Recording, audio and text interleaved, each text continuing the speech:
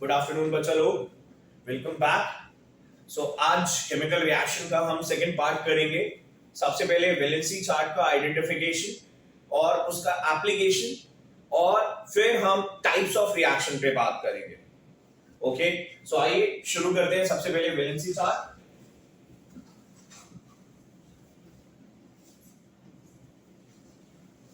क्यों? क्योंकि actually balancing तो बहुत इजी पार्ट होता है, बैलेंस तो करना हम सीख जाते हैं। पर क्या होता है कि जब क्वेश्चन आता है तो वर्ड फॉर्म में आता है, वो कहता है कंप्लीट एंड बैलेंस, और कंप्लीट एंड बैलेंस करने के लिए आपको वैलेंसीज टिप्स पे होना बहुत जरूरी है।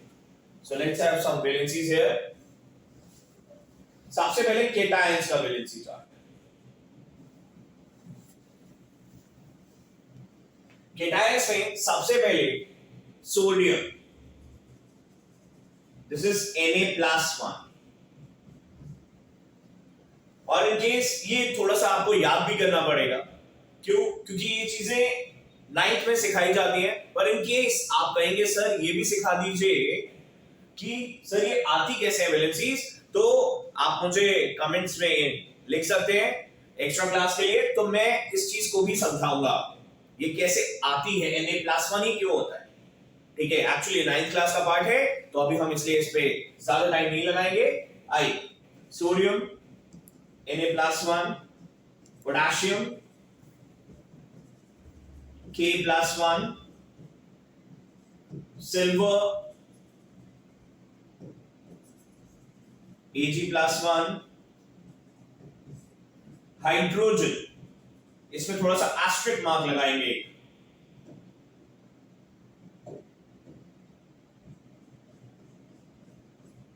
क्यों? क्योंकि हाइड्रोजन का एक डुप्लीकेट भाई भी होता है। ओके, वो होता है हाइड्राइड, वो होता है डुप्लीकेट भाई है, तो कैरेक्टरिस्टिक्स कुछ अलग होती हैं। नाम सेम, रिजेम्बलेंस सेम, पर थोड़ी सी प्रॉपर्टीज अलग। ओके, ऐसे ही क्या होता है कि कुछ एलिमेंट्स जो एग्जिस्ट करते हैं पीरियोडिक टेबल में वो वेरिएबल वैलेंसी शो करते हैं। ठीक है, तो उस वेरिएबल वैलेंसी को आइडेंटिफाई करने के लिए साइंटिस्टों ने कुछ नॉमेनक्लेचर या नेमिंग करी हुई है।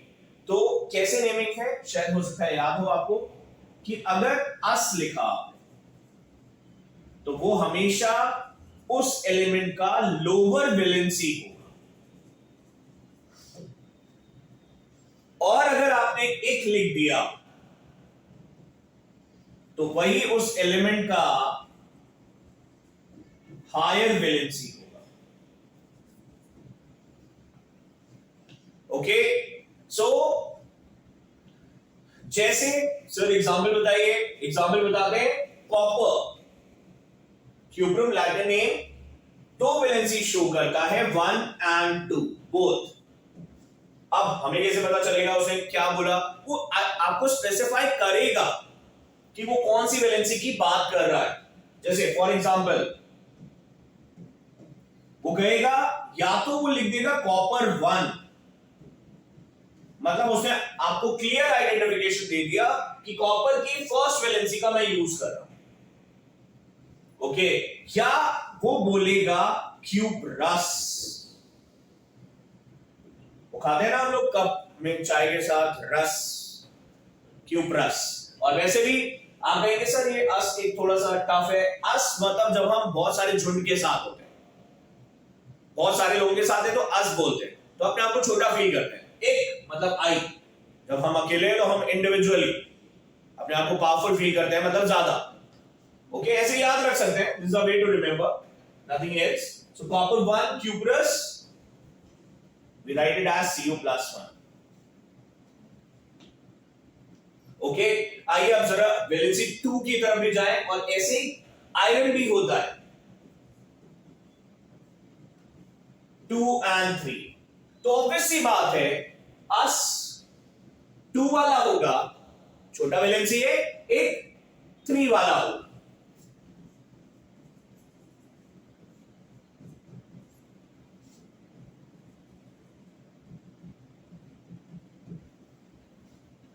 एनी डाउट्स बच्चा लोग?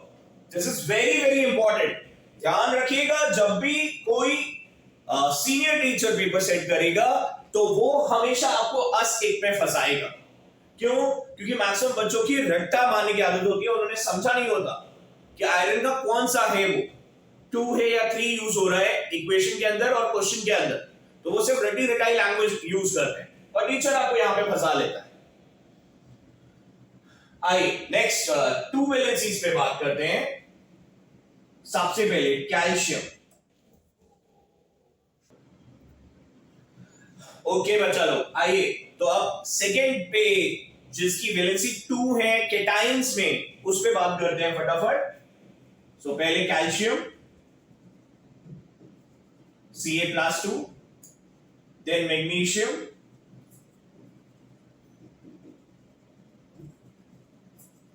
Mg+2, then आयरन का 2, मतलब सेकेंड वैलेंसी यूज कर रहा हूं, या वो बोले फेरस टेक्निकल भाषा में।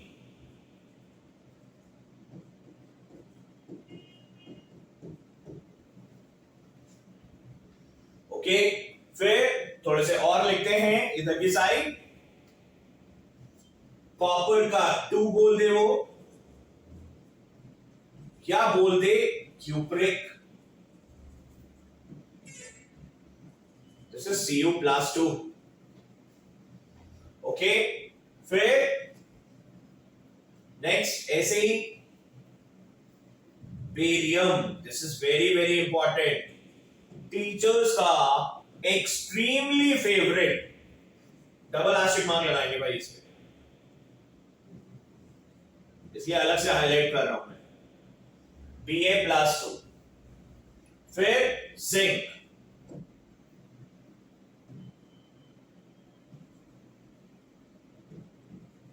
Zn+2। फिर lead, this is Pb+2। Okay बच्चा लोग, तो ये सारे 2 वाले हो गए। अब 3 वालों को अलग से लिखेंगे, सिर्फ 2 ही होते हैं 3 वाले। ओके, तो उसे याद रखना भी आसान है। 3 वाला एक तो आपको आइडेंटिफाई हो ही रहा होगा, ये है भाई साहब केटायंस में जो 3 वाले हैं, दिस इज कॉल्ड फेरिक। सो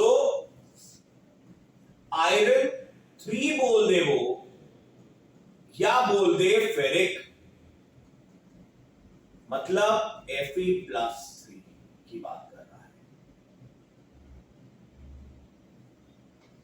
और या वो बोल दे आपसे एल्यूमिनियम, नाम सुना होगा ना सुब्रमण्यम, साउथ में बहुत चलता है भाई। सो वैसे ही हमारे एल्यूमिनियम भाई साहब, दिस इज Al+3।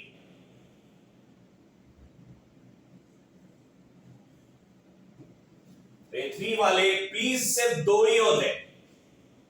ओके, और एक और जो, अगर टीचर, ठीक है, आपके स्कूल का सीनियर टीचर है और बोर्ड की चेकिंग करता है, तो वो एक केटायन और उसे बहुत पसंद होता है जो एक्सक्लूसिव है इस केटायंस के लिस्ट में, तो एक ही पॉली एटॉमिक केटायन होता है,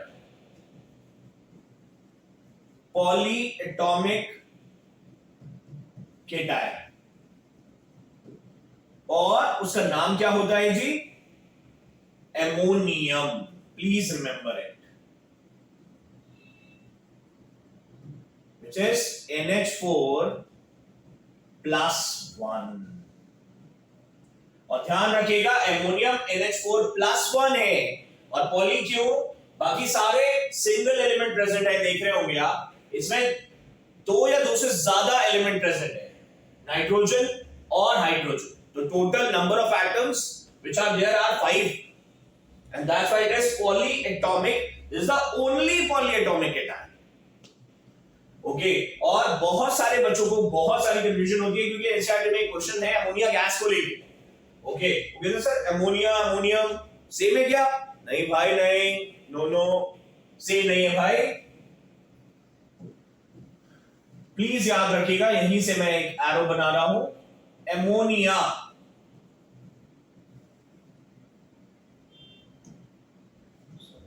change ऐसे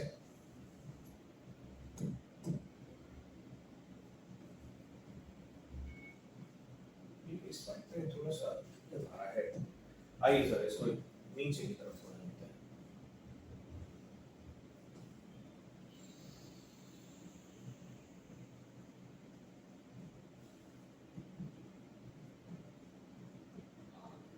And this is a gas. Remember it. Ammonia, see the difference, and ammonium. See the difference here. This is a gas. Always remember it. This is NH3 and this is NH4 plus 1. तो ये बहुत सारे बच्चों को confusion होता है, तो please अगर ये याद रहेगा केटायंस, तो आपका सब कुछ सारे जितने भी वर्ड प्रॉब्लम्स हैं और इंक्लूडिंग सेकेंड और third chapter acid bases and salts and metals and non metal, एक रिएक्शन की आपको याद नहीं करना पड़ेगा, मेरी गारंटी। मैं आपको टिप्स पे पूरा ऐसे समझा दूंगा, बशर्ते आपकी ये वैलेंसी चार्ट टिप्स। आइए, कहते ना जादू होता है पर दिखता उसी को है जो बिलीव करता है, तो आपको थोड़ा सा बिलीव करना पड़ेगा और थोड़ा सा हार्ड वर्क भी करना पड़ेगा। आइए, clearing the screen. Now coming to the anions part.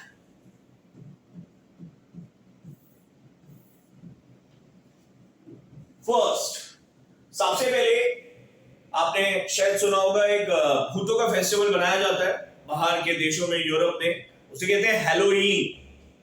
ठीक है, सारे भूत भूत बन जाते हैं और भूत बन के नाचते हैं and they all enjoy a lot.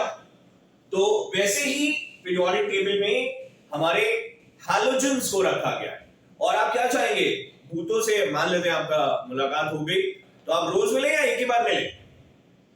तो आप क्या चाहेंगे, बस एक ही बार मुलाकात हो तो सही है।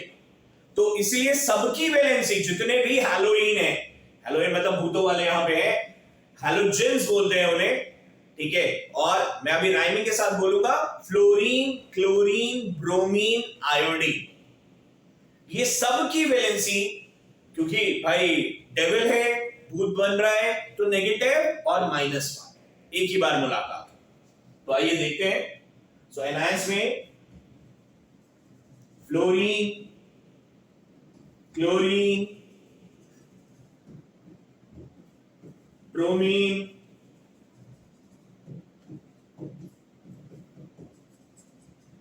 iodine. So this is F -1, Cl -1, Br -1, I -1। और जब आपको वर्ड फॉर्मेट पे देगा तो वो फ्लोरीन क्लोरीन नहीं बोलता, इसको थोड़ा टेक्निकली बोलता है। It says fluoride, chloride, bromide, iodide. और मैंने क्या बताया था, कौन सी फैमिली? हैलोईन फैमिली, भूतों वाली। नाम भी इसलिए पूरा, इनको जब आप पीरियोडिक टेबल का भी देखेंगे, ठीक है, ग्रुप 17 के अंदर हैलोजेंस बोलते हैं, हैलोईन से हैलोजेंस। ओके, अब इन्हीं के साथ जो हाइड्रोजन का डुप्लीकेट भाई है वो भी बैठा होता है। तो वो कैसे बैठा हुआ है, आइए उसे भी देखते हैं। This is called hydride, H-1। आप कहेंगे सर एक ही साथ क्यों नहीं रख दिया, fluoride, chloride, bromide, iodide, hydride एक ही जैसा लग रहा है? नहीं भाई, क्योंकि इसकी प्रॉपर्टीज और इन सब की प्रॉपर्टीज अलग है। ये भूत है, ये बेचारा भूत नहीं है, हम इंसान है, ठीक है, नॉर्मल एलिमेंट। आइए नेक्स्ट शर्मा फैमिली में बात करते हैं। तो सबसे पहले सल्फेट, ध्यान दीजिएगा, जो मैं बोलूंगा आपको पूरा वैलेंसी चार्ट टेक्स्ट पे हो जाएगा। सल्फेट, ये शर्मा फैमिली अमेरिका वाली, दिस इज SO4 2-। ओके, अब ये शर्मा फैमिली भाई, क्योंकि इंडिया से बिलोंग करते थे, शर्मा जी हैं, शर्मा जी का बच्चा, सो अमेरिका से जैसे ही इंडिया में आ गए भाई इंडिया में गंदगी ज्यादा है, साफ सुथरा कम रखते हैं ना, कहीं पे भी मना है कूड़ा फेंक दिया आपने, मजे ले लिए। अमेरिका से जैसे ही इंडिया आया ऑक्सीजन कम हो जाए, सफाई कम है ना, सो एस, बाकी सब कुछ सेम, SO3 2-। और ये शर्मा फैमिली अमेरिका से इंडिया आ गई, और इंडिया आने के बाद लैंड भी कहां पे किए, ठीक है, इंडिया का सबसे बड़ा पॉल्यूटेड शहर दिल्ली, ठीक है। तो दिल्ली वाले अभी कोविड में भी आपने सुना ही होगा, ऑक्सीजन गायब हो गई थी दिल्ली से पूरी। सो जैसे ये टी से टी बनेगा, ओके, अमेरिका से इंडिया आए, इंडिया में भी वो भी दिल्ली पे आप लैंड कर गए, सारी ऑक्सीजन गायब हो जाएगी भाई, ऑक्सीजन गायब। वैसे भी दिल्ली वाले स्वैग से चलते हैं अपने, ठीक है, बिना ऑक्सीजन के चले ही थे कोविड में कुछ लोग। Any doubts? So this is S2-, see 2- is remaining the same, and I make you understood this with a concept, okay। आइए जरा अब शर्मा फैमिली पे तो बात हो गई, इसी के पैरेलल चलती है Nagpal family, okay. So Nagpal family क्या है जी, nitrate, okay, this is NO3-1। और अगेन ये नागपाल फैमिली कहां की है, अमेरिका की है, ओके। और अमेरिका से कहां पे आ गए, इंडिया आ गए, तो भैया गंदगी ज्यादा, ऑक्सीजन कम हो जाएगी, चार्ज सेम रहेगा, ऑक्सीजन कम,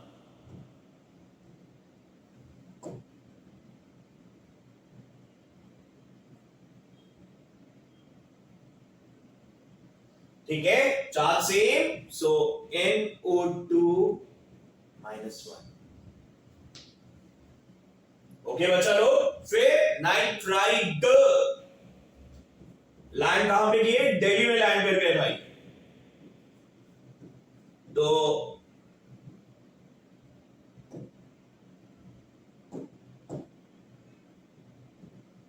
ऑक्सीजन गायब हो जाएगा, और स्वैग से तो यहां वैलेंसी भी सेम नहीं रहती है, थोड़ी सी अलग होती है, N3-। याद क्लियर बच्चा लोग? तो अगर ये टिप्स पे रह गया तो आपसे कोई भी दुनिया का कोई प्रॉब्लम नहीं है जो आपसे ना बने।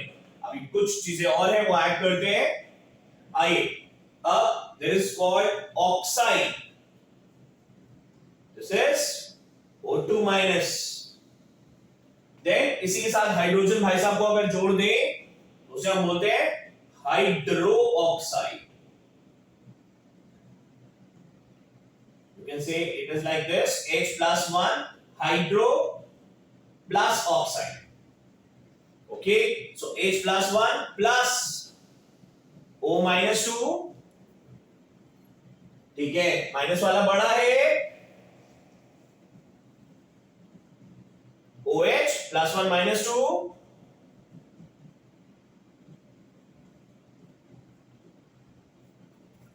this is what is hydroxide, OH-1। Any doubts? Now carbonate, this is CO3-2-, okay। फिर इसी के बड़े भाई में भाई कुछ और भी होगा, बड़े हैं तो सो हाइड्रोजन कार्बोनेट, या इसी को स्लैश बाइकार्बोनेट भी बोलते हैं। साइंटिस्टों ने हाइड्रोजन कार्बोनेट को शॉर्ट रखने के लिए बाई बोल देते हैं, ठीक है, बाई है ना हमारा, कहते हैं ना भाई है, रिस्पेक्ट देनी है, हाँ। सो हाइड्रोजन का H+1, CO3 का CO3-2, +1-2 क्या आ जाएगा -1. सो bicarbonate is HCO3 -1.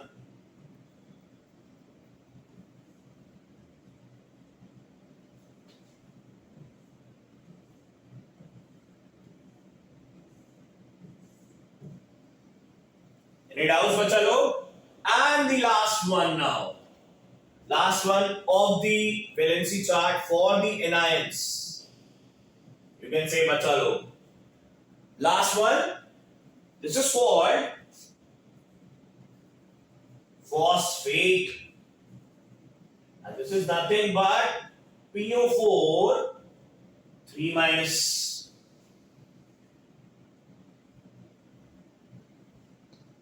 This you have to remember. There is no trick for this. So something have to be remembered and something I have made you learn with a trick. ये valency chart आपके tips पे होना चाहिए, तभी हम word problems को आगे कर सकते हैं. ओके बच्चा लोग, तो आई गेस ये पूरा वैलेंसी चार्ट एनआईएस का आपको क्लियर हो गया होगा. शर्मा फैमिली से भी परिचय हो गया आपका, ठीक है. नागपाल फैमिली से भी परिचय हो गया. हेलोइन भूतों की फैमिली से भी परिचय हो गया है, ठीक है. तो अब केमिस्ट्री के और कुछ चीजों को भी समझते हैं. केमिकल रिएक्शन में types of reaction next setting पे बात करेंगे. शैल आई क्लियर द स्क्रीन बच्चा लोग? So now the heading is types of reaction.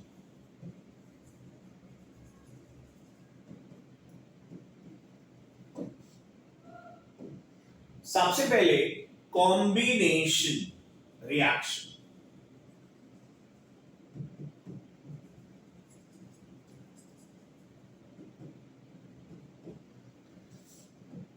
नाम से ही पता चल रहा है कंबाइन. कंबाइन मतलब हर चीज एक में आ गई. जैसे हम वो खाते हैं ना सब्जी, मिक्स वेज, सारी सब्जियां एक में मिक्स होती हैं. ओके, फिर हम वो भी खाते हैं हल्दीराम का, हल्दीराम मिक्सचर. उसमें पीनट्स, भुजिया, काजू, हर चीज मिक्स होता है एक ही चीज में, एक ही पैकेट में. वहीं से नाम केमिस्ट्री में भी रखा गया है कॉम्बिनेशन रिएक्शन. मतलब हम क्या कहना चाह रहे हैं, कुछ इस फॉर्मेट पे बोलना चाह रहे हैं. A plus B plus C give single D.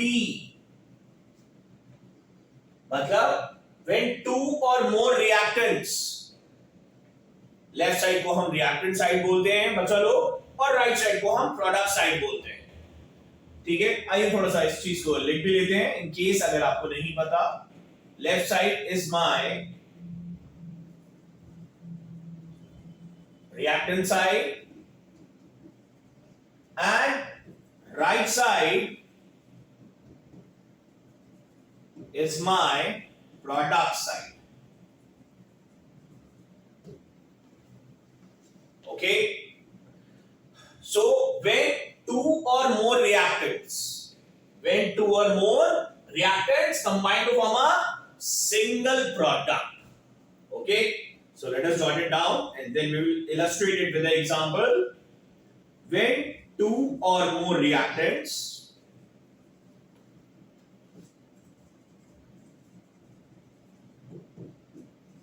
combine to form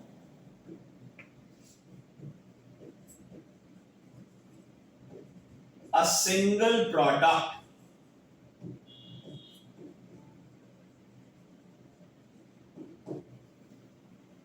when two or more reactants combine to form a single product. Okay, अब जैसे for an example C plus O2 it gives CO2. Very simple. Next ammonia के बारे में बात की थी. N2 plus H2 gives NH3. देखिए, दो या दो से ज्यादा, तीन वाला एसिड बेसिस एंड सॉल्ट्स के चैप्टर में मैं एग्जांपल लेके आऊंगा. ओके, ऐसे ही for example H2 plus O2 it gives H2. Two or more reactants combining to form a single product. Okay, आइए अब सेकेंड टाइप ऑफ रिएक्शन पे बात करते हैं, इसी का उल्टा पूरा। Clearing the screen. Second, decomposition reaction. Decompose होना, ध्यान दीजिएगा वर्ड पे। डिकम्पोज का मतलब ही होता है टूटना। मान लीजिए मेरे पास एक शीशे की प्लेट है अभी मेरे हाथ में, सपोज करिए, और मैं उसे ऐसे यहां पे फ्लोर पे छोड़ दूं, व्हाट विल हैपन? आप कहेंगे सर शीशे की प्लेट है, टूट जाएगी। अगर टूटेगी तो मिनिमम कितने टुकड़े होंगे? कोई भी चीज दुनिया की टूट रही है, ठीक है, इंडिया पहले क्या था, पूरा इंडिया पाकिस्तान टूट गया ना, दो चीजों में, दो देशों में, इंडिया एंड पाकिस्तान। सो कोई भी चीज अगर टूटेगी तो मिनिमम दो प्रोडक्ट्स तो बनेंगे ही बनेंगे, दो से ज्यादा भी बन सकते हैं। Okay, that is what is decomposition, टूटना सिंगल चीज का। मतलब A giving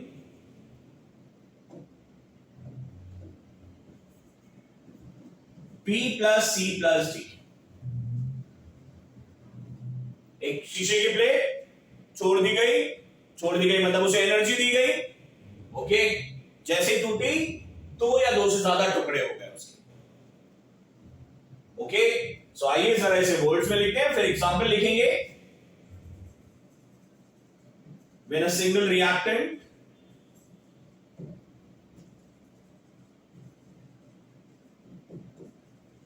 breaks down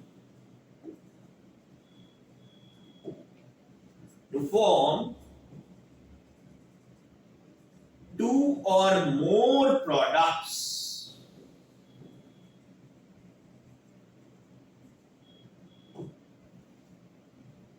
when a single reactant breaks down to form two or more products, then reaction is called decomposition. अब डिपेंड करेगा भाई मैंने क्या किया, ये हाथ में प्लेट ली थी और उसे छोड़ा, मतलब एनर्जी दी जिससे उसके वेट की वजह से वो टूट गई। ओके, सिमिलरली ये डिकम्पोजिशन रिएक्शन खुद नहीं होता, अब depending on the type of energy supply, अब कैसी एनर्जी सप्लाई कर रहे हैं। अगर आप लाइट दे रहे हैं तो उसे बोलते हैं फोटोलिटिक डिकम्पोजिशन। ओके, अगर आपने इलेक्ट्रिसिटी दे दी तो उसे बोलते हैं इलेक्ट्रोलिटिक डिकम्पोजिशन, और अगर आपने heat they the, heat is thermal, that is called thermal decomposition. तो आइए बात करते हैं उस पे। Now decomposition reaction, its types.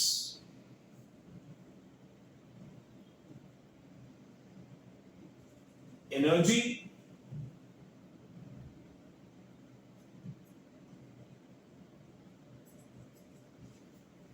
Energy आप किस फॉर्म में दे रहे हैं? अगर आप हीट के फॉर्म में दे रहे हैं energy, this is called thermal.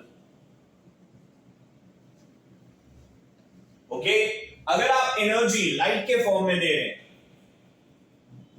This is called photolytic. Light, photography करते हैं। नेक्स्ट, इलेक्ट्रिसिटी के फॉर्म में अगर आपने एनर्जी दी किसी चीज को तोड़ने के लिए, that is called electrolytic decomposition.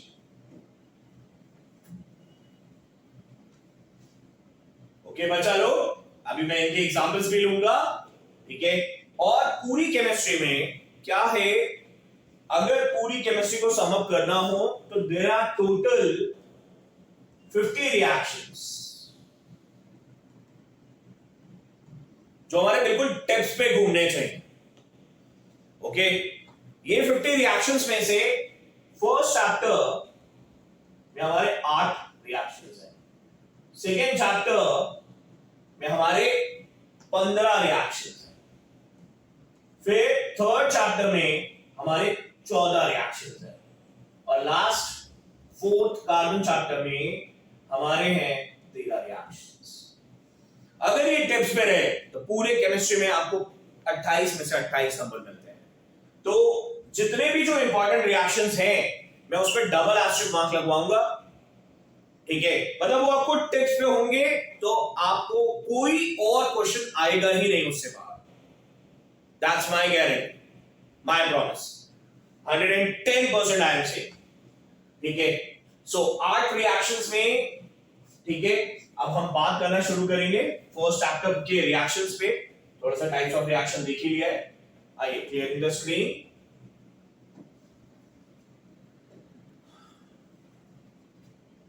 सबसे पहले ग्रीन सॉल्ट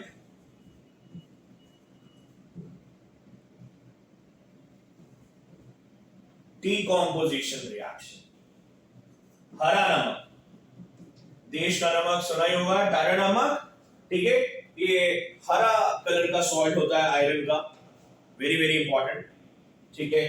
तो सबसे पहले तो इसका फॉर्मूला, आइए जरा फॉर्मूला देखते हैं, FeSO4 डॉट 7S2। अब आप कहेंगे सर ये क्या हो गया, ये कहां से चिड़िया आ गई, ये डॉट वॉट, इससे तो हम परिचित ही नहीं हैं, ना इसमें हो सकता है कम पढ़ाई की हो, चलेगा कोई बात नहीं, अभी मेरी बातें सुन लीजिएगा, समझ में आ जाएगा। आइए पहले इसका टेक्निकल नेम समझते हैं। यहां पे आयरन की valency, this is ferrous sulphate, और pentagon 5 sided figure, 6 sided figure hexagon, this is heptahydrate. So ferrous sulphate, okay, 7 heptahydrate.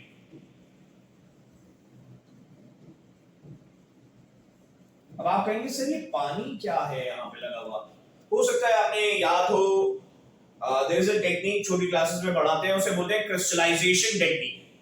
क्या करते हैं आप, सुपर सैचुरेटेड सॉल्यूशन लेते हैं और उसे ठंडा करने के लिए छोड़ देते हैं, तो कुछ क्रिस्टल्स बन जाते हैं, उसके साथ कुछ पानी एसोसिएट कर जाता है, and that water is called water of crystallization. So these 7 water is actually water of crystallization.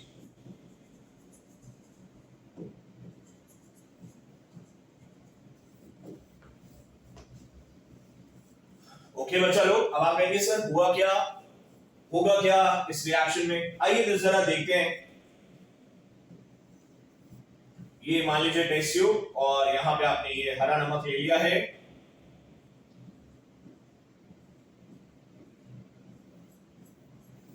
Okay, इसे आपने हीट करना शुरू कर दिया,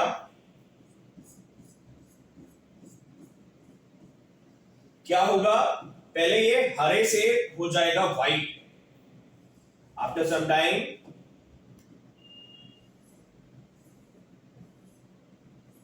you will see this has turned to white, यहां पे आपको whitish deposits दिखना शुरू हो जाएंगे। उसके बाद क्या होगा, आपने थोड़ी हीटिंग जारी रखी,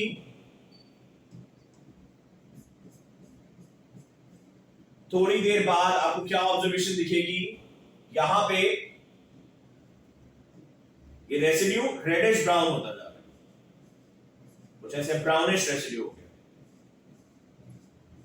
और इसमें से 2 गंदी सी गैसेस निकलती है, यहां से 2 गैस ऐसी निकल रही होंगी जैसे चिमनी में से धुआं निकलता है, या कभी हो सकता है आपने देखा हो कार का जहां से धुआं एग्जॉस्ट निकल रहा होता है, बस का एग्जॉस्ट, वो धुआं आपके मुंह पे पड़ जाए, कितना सफोकेटिंग ओडर होता है उसका, ओके। तो ये गैसेस 2 गैसेस होती हैं, SO2 एंड SO3, और ये जो डिस्टिंक्ट कलर चेंजेस आपको दिखाई दे रहे हैं, यहां से यहां से यहां, ये इस रिएक्शन को इंपॉर्टेंट बनाते हैं, ओके। तो अब ये जो हमने टेस्ट ट्यूब में ऑब्जर्व किया, मैं इसे टेक्निकली केमिकली यहां पे वर्ड्स में लिखूंगा, आइए देखते हैं उसे। सबसे पहले FeSO4 dot 7S2, it gives on heating. Heating का साइन याद होगा, ट्रायंगल सिंबल, पिछली वीडियो देख सकते हैं आप। इन केस अगर मिस हो गई हो आपकी तो पिछली वीडियो में देख सकते हैं, हमने some of the symbols which I used to make the chemical reaction more informative, उस सब हेडिंग में ये सारे सिंबल्स को हमने लिया था। It gives FeSO4 plus 7H2.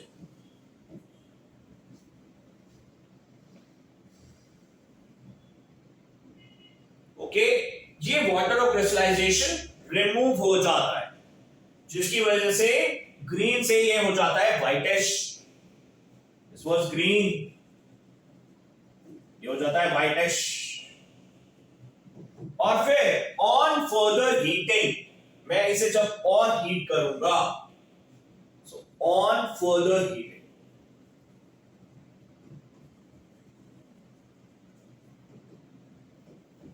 what will happen?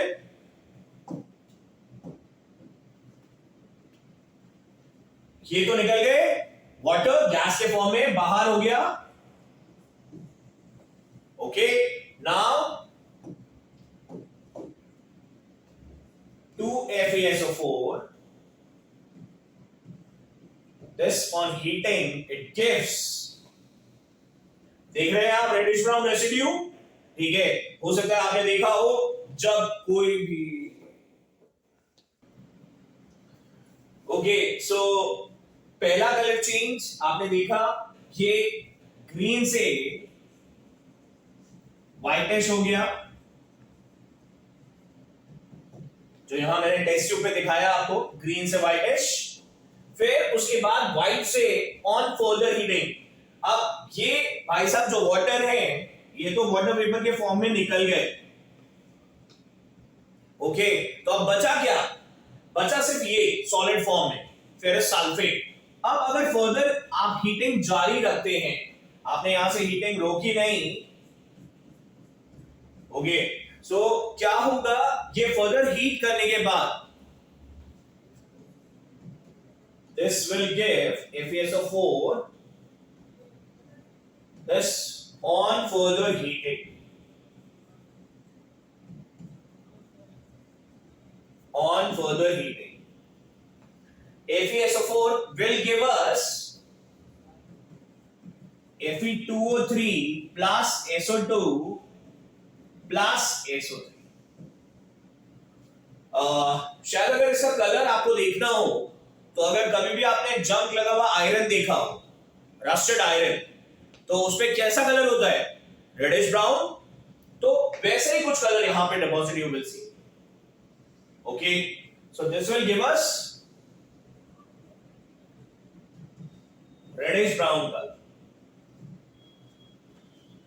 Okay, from white to reddish brown. And मैंने क्या बताया था, यहां पे दो गैसेस रिलीज हो रही हैं, ठीक है, और वो दोनों गैसेस की स्मेल जो मैंने बताया आपको, शायद आपने गौर किया हो, तो जो चिमनी में से धुआं निकलता है या जो एग्जॉस्ट निकलता है ऑटोमोबाइल से, कई बार आपके मुंह पे पड़ जाए, बड़ा सफोकेटिंग ओडर होता है। तो वैसे आप अगर जब लैब में परफॉर्म कर रहे होंगे तो आपको खांसी आना शुरू हो जाएगी।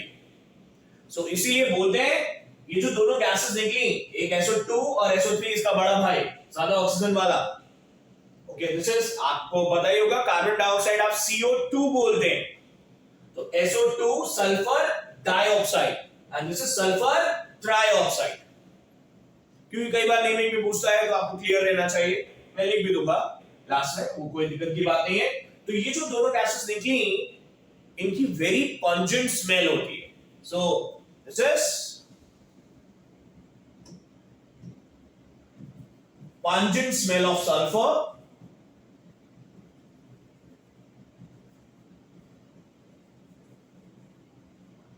or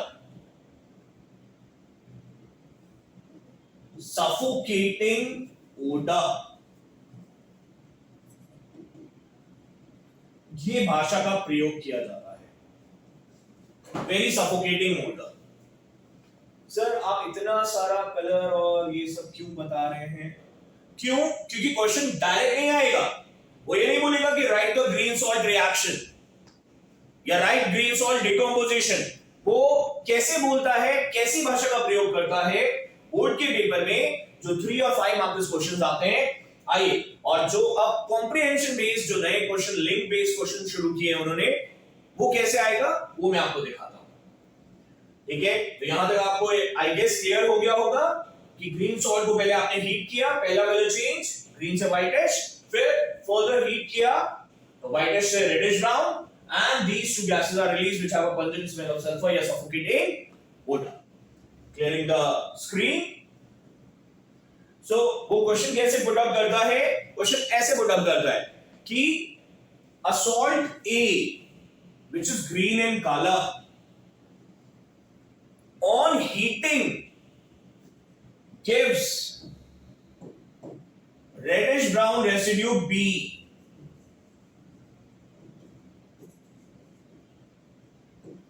Okay, and a gas C and D which have very pungent smell या very suffocating odor या which have a smell same as that which is come from chimneys या smell which is having the same odor as that from the exhaust from the automobiles. सीधा नहीं पूछता, ऐसे घुमा फिरा के शब्दों का माया जाल क्रिएट करके ताकि आप कंफ्यूज हो जाए। Salt A which is green in colour, याद रखिएगा पूरी केमिस्ट्री में 10th क्लास में कोई भी ग्रीन कलर का सॉल्ट नहीं है एक्सेप्ट फेरस सल्फेट। तो जहां ग्रीन सॉल्ट बोलते हैं दिमाग की बत्ती जल जानी चाहिए, FeSO4.7H2 की बात कर रहे हैं। ठीक है, salt A on heating gives reddish brown residue B, gas C and D which have a smell of sulfur. So you can clearly see this. This is FeSO4.7H2O. This is reddish brown residue Fe2O3, and this is SO2O, and this is SO. So these will be our answers.